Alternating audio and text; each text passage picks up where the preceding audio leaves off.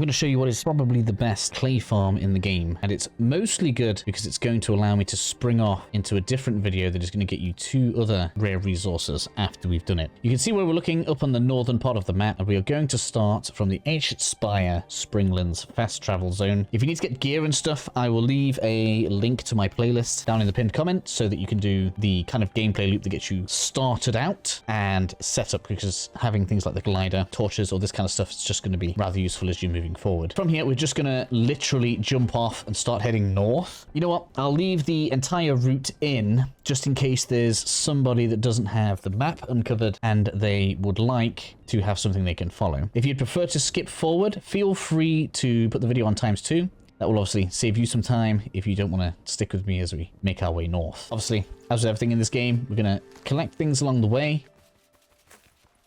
I'm a guilty person for needing to collect everything that I see.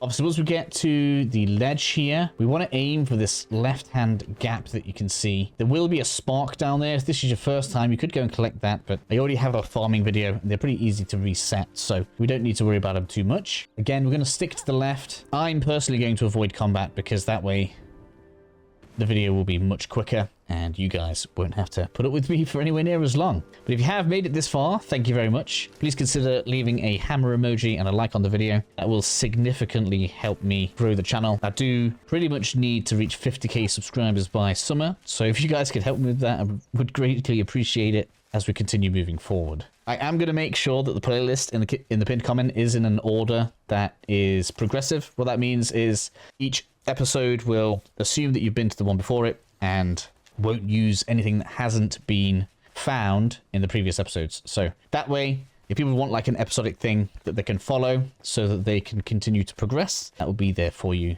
to use. In any case, you can see on the map that we have basically just literally head straight north. You're going to get sent to the ancient vault for the farmer anyway, and we're just going to continue heading pretty much straight north, and we're going to be moving along this ridgeline right here. Now, I know I am using the double jump.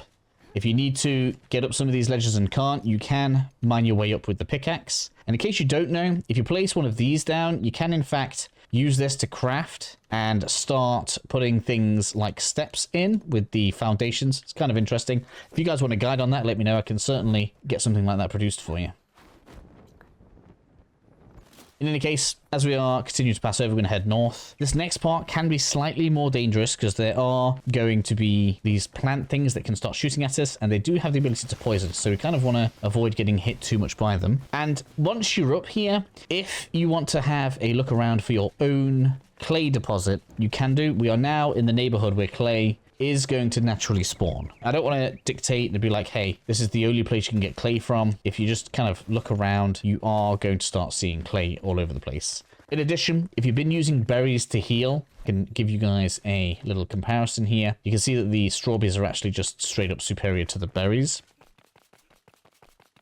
But enough of that from me. We're going to continue heading up to the north. Nice straight path all the way along. We should now be looking pretty good. And you can see I've already been to the Shroud route just underneath. This is actually going to be the best place to get copper from, and I'm going to do a separate video on that directly after this one. And that's kind of what makes the space that we are going to for the clay so good, because what we're going to do is we're going to set up one of the flame altars on the clay. There'll actually be a little bit of copper there with it, but I don't think it's enough to really write home about. So I would rather do best copper location as a separate thing because there is a better spot to get it from. So anyways, we're going to come out to the east slightly, and we should now see just across from us all of the clay all in the side of that there hill. We just need to take a glide across. Shouldn't be too difficult. Try to get pretty high up because we do want to have flame altar here.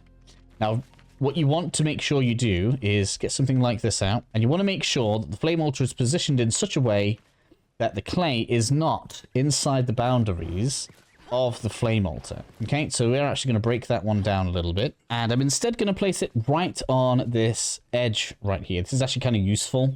So if you don't want to have to watch the next video, we are now able to fly southwest and we'll be able to get copper real easy in a big giant mine, which I'm going to show you guys after this. But now the way this works is we have a bit of copper. You can mine that if you want to. We have the clay on the other face. Combine as much of that as you want as well. Let me just mine some of this out so you can see clay drop at least. And if we just log on out and reset, we'll find that when we head back on over to the clay or the copper, everything will have reset. Just in case you don't know, the way this works is anything that you edit within your building boundaries stays edited. Anything outside will be reset each time you log in or out, or each time a day passes within the game. I believe it's a full day from when it is edited, so it's not like it's going to just reset at midnight. It is going to be right now from midday now to the next midday. That will all reset right there if I don't decide to log in or out. Directly after this is going to be the full guide on where the copper is going to be. So hopefully you guys will join me for that, and I'll catch you all very soon because that is going to include amber.